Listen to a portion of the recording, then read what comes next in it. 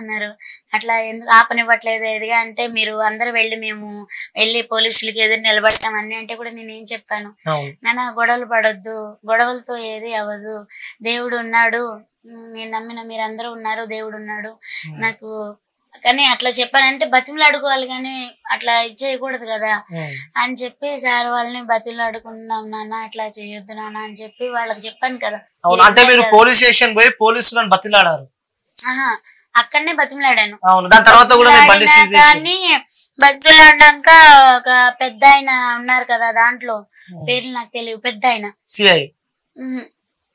ఆ police side లో కొంచెం పెద్ద ఆయన ఉన్నారు కదా, పోలీస్ సైడ్ లో ఆ పెద్ద ఆయన సార్ పేరు తెలీదు. ఆ పెద్ద సారు పాపం సరే దింపుకొని తొందరగా దింపుకో అమ్మా అన్నారు. పాపం అన్నాక సరే అని చెప్పి నేను ఇక లోపలికి వెళ్ళాలి, దింపుతారు కదా అనేటప్పటికి.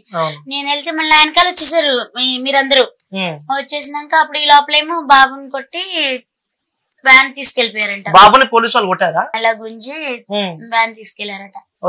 ఇంకప్పుడు బాధ అనిపించింది, అదైతే తెలియదు నాకు. ఇక అంకుల్ కొంచెం దానికే రియేట్ అయ్యారు కొంచెం ఎక్కువగా, అదప్పుడు నాకు తెలీదు.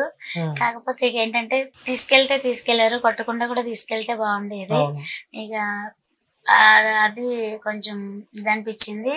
తర్వాత ఇక అందరూ ఇట్లా అన్నాక ఇక బండి ఎప్పుడైతే వ్యాన్ వేసుకెళ్ళిపోయారో అందరూ సరే అడుగుదామని చెప్పి వెళ్తే కూడా వాళ్ళు నీ వల్ల ట్రాఫిక్ ప్రాబ్లం అవుతుంది, నీ ఒకదాని మీద మిగతా వాళ్ళందరూ కూడా సఫర్ అవుతున్నారు అని మాకు కంప్లైంట్ వచ్చింది నీ మీద, వాళ్ళందరూ ముత్తుకుంటున్నారు అది ఇది అని చెప్పి, డబ్బులు ఇచ్చి నువ్వు తీయించుకుంటాం ఏంటి అది ఇది అని చెప్పారట. నేను డబ్బులు ఇచ్చి తీయించుకున్నానని, నేను ఎవరికి డబ్బులు ఇచ్చేది నేను తీయించుకోలేదు, అలా ఇది కూడా లేదు. అప్పుడు పబ్లిక్ కూడా అన్నారు మా కుమారేంటి లేకపోతే ఇక్కడ ఫుడ్ ఏవి నడవనీయం అది కూడా అన్నారు.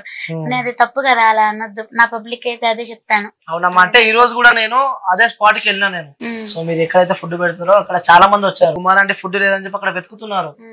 అంటే విన్నారు కదా, మీరు అందరూ తీసారు కదా. ఆంటీని మేము మస్తు మిస్ అవుతున్నాము, ఆంటీ కోసం బయటకు వచ్చినాము, ఆంటీ ఫుడ్ ని మిస్ అవుతున్నాం అని చెప్పి చాలా మంది అంటున్నారు. మళ్ళీ అన్నారు, ఇది కూడా అన్నారు కదా, మా ఆంటీ మీరేం టెన్షన్ పడద్దు, రామరాజ్యం వచ్చింది, రాముడు వచ్చాడు, మనకి మీకు ఎలాంటి అన్యాయం జరగదు, మీకు మంచి జరుగుద్ది, మేమందరం ఉన్నాము అని అలా అన్నారు కదా. అది నిజంగా నిజమైంది. దేవుడు ఉన్నాడు కాబట్టి 24 గంటల్లో మళ్ళీ దేవుడు దారి చూపించారు. అంటే దేవుడు ఉన్నాడు అని చెప్పి మీరు చెప్తున్నారు కదా, సో ఆ దేవుడు ఎవరు? ఇంకెవరు, మన ముఖ్యమంత్రి గారు రేవంత్ రెడ్డి గారు. అసలు మీరు అనుకున్నారా ఒక రాష్ట్ర ముఖ్యమంత్రి 24 గంటలు స్పందిస్తాడని చెప్పి మీరు అనుకున్నారా? అసలు ఆయన దేవుడు కాబట్టే స్పందించారు. ఆయన దేవుడే, నిజంగా దేవుడు రేవంత్ రెడ్డి గారు. సరే, ఈ వీడియో మనకి రేవంత్ రెడ్డి గారు చూస్తూ ఉంటే, రాష్ట్ర ముఖ్యమంత్రి గారు చెప్పాలంటే ఏం చెప్తారు? ఆయనకి నేను ఎప్పుడు రుణపడి ఉంటాను. నేను ఉన్నంత వరకు అయితే రాష్ట్ర ముఖ్యమంత్రిగా అయితే మీరే ఎప్పుడు ఉండాలని కోరుకుంటా నేనైతే. ఓకే. సో అమ్మ, గతంలో కూడా మీరు ఒక ఇంటర్వ్యూలలో కూడా జగనన్న పాలనలో నాకు ఇల్లు వచ్చిందని చెప్పి కూడా కొన్ని మాటలు మాట్లాడారు. సో ఆ సమయంలో కూడా వైఎస్ఆర్సీపీ వాళ్ళు కూడా ట్వీట్ చేయడం జరిగింది. ఎందుకంటే పవన్ కళ్యాణ్ అలాగే చంద్రబాబు నాయుడు కలిసి ఆడుతున్న నాటకము కావాలని చెప్పి కుమారి ఆంటీని అక్కడ షాప్ చేయడానికి ఈ రెండు పార్టీలు కలిసి ప్రయత్నం చేస్తున్నాయని చెప్పి కూడా ఆ వైసీపీ వాళ్ళు ట్విట్టర్ ద్వారా మనకి వాళ్ళు మెసేజ్ చేయడం జరిగింది. సో దీన్ని మీరు ఏమంటారు? ఇప్పుడు మీరందరూ వచ్చి ఒకళ్ళ తర్వాత ఒకళ్ళు ఇలా అడుగుతుంటేనే మాకు తెలిసింది. అది కూడా మన ముఖ్యమంత్రి గారు రేవంత్ గారు కూడా మనకి ఇట్లా పెట్టింది కూడా మాకు ఎవరో చెప్తేనే తెలిసింది. ఇట్లా పెట్టారు ఇట్లా అని ఫోన్ చేస్తేనే అది మళ్ళీ మా బాబుకు పంపించారట. అది ఫోన్ లో పంపిస్తే అప్పుడు బాబు వచ్చి దబా చూపించాడు. చూపించగానే అసలు మాకైతే అసలు ఆనందంతో కన్నీళ్ళు వచ్చేసినాయి. మా ఆయనకి నాకు ఇద్దరికి అయితే మామూలు కాదు అసలు. నిజంగా మా దృష్టిలో అయితే మా ఇంటి దేవుడు అయితే రేవంత్ రెడ్డి సార్. మీకు ఎప్పుడు మేము ఉన్నంత వరకు అయితే, మా ప్రాణం ఉన్నంత వరకు అయితే మిమ్మల్ని ఎప్పటికీ మర్చిపోము, మీరే మా దేవుడు. అంటే కొన్ని రోజుల్లోనే మీ దగ్గరకు వచ్చి స్వయంగా మీరు పెట్టే ఫుడ్ కూడా తను టేస్ట్ చేసని చెప్పి కూడా చెప్పడం జరిగింది. అది కూడా దానికి కూడా ఇంకా సంతోషంగా ఉంది. ఇంకా అంటే ఇంకా, కానీ తర్వాత కూడా ఇక్కడ వాళ్ళందరూ చెప్పారు ఆయన చాలా మంచివారు.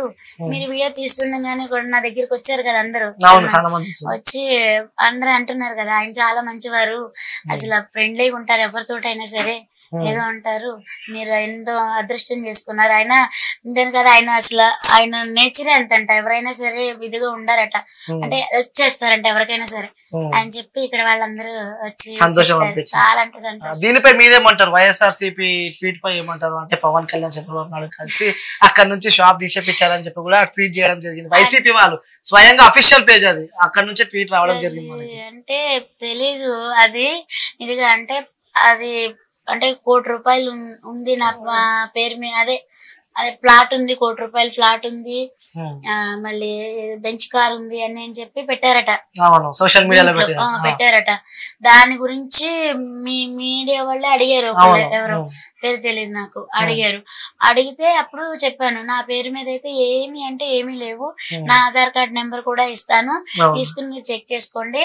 నా పేరు మీద ఉన్న ఆస్తి అంటే మొన్న రీసెంట్ గా మొన్న నవంబర్ లో వచ్చింది నాకు, అది వైఎస్ జగన్మోహన్ రెడ్డి గారు అట్లా ఇచ్చారు కదా, అది వచ్చింది నాకు.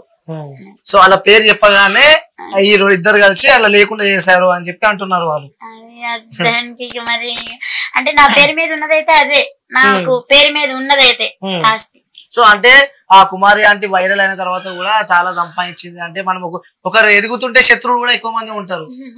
అంటే మీకే మీ నమ్ముకున్న వెన్నుపోటు వచ్చారు అనుకోవచ్చా? అది ఎప్పుడు ఒక బ్లేమ్ చేయకూడదు నాన్న, బ్లేమ్ చేయకూడదు. అది నిజమెంతో వాస్తవం ఎంతో కూడా మనకు తెలియదు. కానీ నిన్న పోలీస్ వాళ్ళు అంటమైతే అలా అన్నారు, కానీ అలా అన్నా నేను ఎవరినైతే ఏం అనలేదు. ఎందుకంటే నేను అందరూ బతకాలి, అందరిలో నేను ఉండాలని కోరుకునే మనస్తత్వం నాది. ఇప్పుడు ఇదే మా అమ్మ చెప్పింది, అదే చెప్తున్నా, 5 ఏళ్ళు ఎప్పుడు ఒకేలా ఉండవు. దీంట్లో కూడా ఒకటి చెప్పింది మా అమ్మ, ఎప్పుడు కూడా ఎదిగామని ఎప్పుడు ఇదవ్వకూడదు, లేదని ఎప్పుడు బాధపడకూడదు అని చెప్పింది. మళ్ళీ ఇది విజయానికి మూలమని చెప్పింది. ఇదేమో మనం తప్పు చేస్తే ఏలెత్తి చూపిస్తారని చెప్పింది. ఇది మన దేవుడు, ఇది అంటే మన మంచి అనేది దీన్ని బట్టి వస్తది. ఏదైనా దేవుడిని ఈ ఏళ్ళతో పూజ చేసేటప్పుడు చేస్తాం కదా, కుంకుమ బొట్టు పెట్టుకునేటప్పుడు దీంతో గానీ దీంతో గానీ పెట్టుకుంటాం. కానీ ఎప్పుడు ఇలా ఇక్కడే ఉండాలి, గానీ ఎప్పుడు ఇంకా కిందకి దిగజారొద్దు. అంటే నాకు చెప్పడం రావట్లేదు, అలా అమ్మ అలా చెప్పింది. అప్పుడు అది అంటే మనుషులు కూడా అంతే, అందరూ ఒకలాగా ఉండరు, సమానంగా ఒక్కొక్కళ్ళది ఒక్కొక్కలాగా ఉంటది అని చెప్పింది. దాన్ని అయితే మరి అది ఎవరి మనసులో ఏంటి అనేది మనకు తెలీదు. అంటే పక్కన వాళ్ళు ఏదైనా మీ గురించి మాట్లాడుతున్నప్పుడు, ఎందుకంటే మీరు గతంలో నుంచి కూడా అక్కడ వర్క్ చేస్తున్నారు కాబట్టి, సో వాళ్ళు ఎప్పుడన్నా మీ గురించి మాట్లాడే మాటలు మీరు వినడం జరుగుతుందా? ఎందుకంటే పక్కనే షాప్స్ ఉంటాయి కాబట్టి. వీక్ అంత ఇదికి వెళ్ళకూడదు నాన్న, ఎందుకంటే అదే చెప్తున్నా కదా, అందరూ బాగుండాలి, అందరిలో నేను ఉండాలని అనుకుంటా మొత్తం ఎవరైనా సరే. అంటే ఇంకోటి నేను అడుగుతున్నా, ఎందుకంటే చాలా మందికి ఉన్న మహిళా క్వశ్చన్ నేను అడుగుతున్నా. సో ఆంటీ బాగానే సంపాదిస్తుంది, బాగానే పైసలు వస్తున్నాయి కదా, మరి అక్కడే పెట్టడం ఎందుకు? వేరే దగ్గర ఎలాగో ఫేమస్ అయింది కదా, వేరే దగ్గర పెడితే అయిపోతుంది కదా అని చెప్పి కూడా కొంతమంది అనుకుంటున్నారు. వాళ్ళకి మీరేం సమాధానం ఇద్దాం అనుకుంటున్నారు? ఇదిగో ₹1,00,00,000 ఇల్లు ఉంది నాకు, రే ఫ్లాట్ ఉంది అన్నట్టు ఉంది ఇది కూడా, అంతే ఇక.